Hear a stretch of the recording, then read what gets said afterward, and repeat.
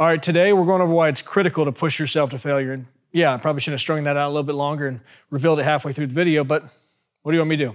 Fucked up. In reality, there's just a lot I want to cover today because I think training to failure and beyond is a lot bigger than just the results you receive in the gym. On top of that, there's a right and wrong way to do it, so we'll go over that. And then if you want to ensure that the set you're about to do is just going to kick your ass, we'll go over exactly how to set it up to ensure that you're just crawling out of the gym. So if you're ready, let's get after it.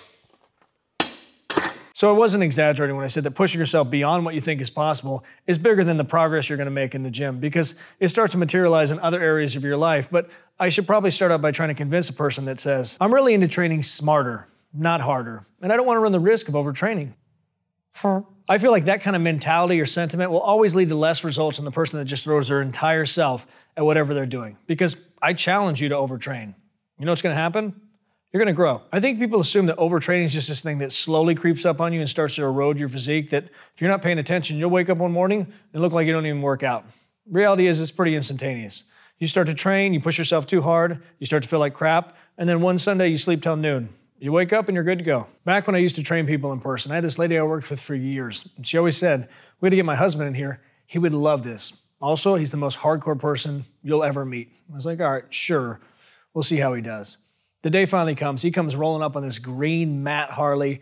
Looks disgusting. He's got this disheveled beard, tattoos everywhere. If he would have offered me heroin, I would have bought it. Not because I'm in the market, but he's a great spokesmodel. Turns out he was an undercover cop, so that just came with the gig and he had no heroin to sell me. So he comes in, and part of my vetting out process is I would just floor somebody on whatever body part they wanted, and if they came back, they were a client. So he chose arms. It's like, all right, I could still kick your ass on arms. So I threw everything I possibly could at him. The guy threw up on arm day. How many of you have actually thrown up on an arm day? Dude was phenomenal. And I'll never forget leaving the session. I see him on his motorcycle in the very right lane going 10 miles an hour. Just violently shaking. Dude, probably took him an hour to get home.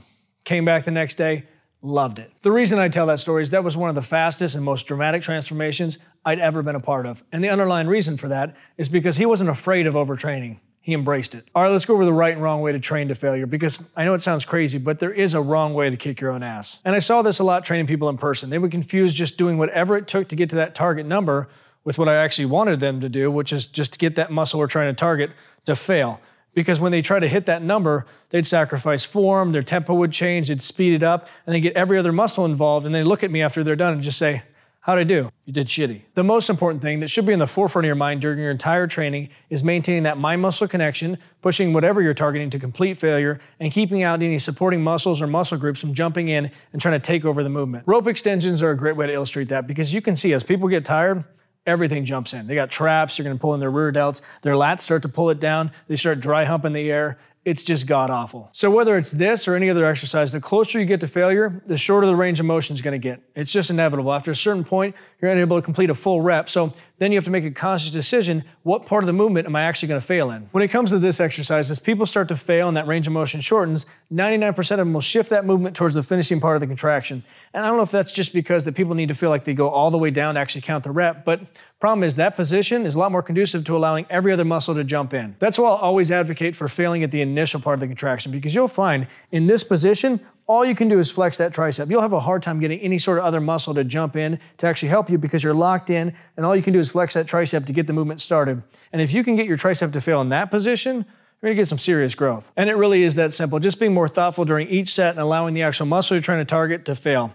More often than not, as you start to fail, it's easier to maintain that connection as you stay towards the initial part of the contraction, but as you get more advanced and more conscious of what your body's doing, you can purposely stay towards the finishing part of the contraction. So with these, you can tuck those elbows in and just rep it out towards the bottom, or say you're doing just a regular press. As you start to fail, you can bust that last one out, stay towards the top, and just do partials at the top, and really get that muscle to fail. All right, let's finish up by going over a way to ensure that the next set is gonna destroy you and push you to complete failure. Now, there's a ton of different methods, right? You have rest pause, you got static holds, but the one I want to go even more detail on is drop sets. And before you say, we know everything about drop sets, hear me out on this one. Yeah, everybody uses drop sets when it's easy. When you're doing side laterals, you drop the weight, go down when you're doing cables. When's the last time you did a drop set on squats?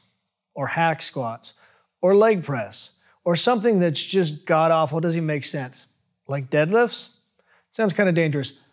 But it works. It's funny how quickly we forget, I'm guilty of this too, about doing drop sets on something that's going to completely suck. And another variation of drops that's a little less utilized and takes a little more foresight is mechanical drops. And they're just as effective. So you can do something like standing dumbbell curls, and as you start to fail with the same weight, tilt a little bit forward because it's an easier movement and continue to rep it out. You're going to notice some serious pain. And do me a favor, think of your own mechanical drop, make sure it's horrible, and tag me in your Instagram story. Here's a video where I talk about one of the most horrible sets you can do, the Widowmaker, as well as another one of my favorite videos. Make sure you subscribe, hit that notification bell, and as always, get after it, get growing. Talk to you soon.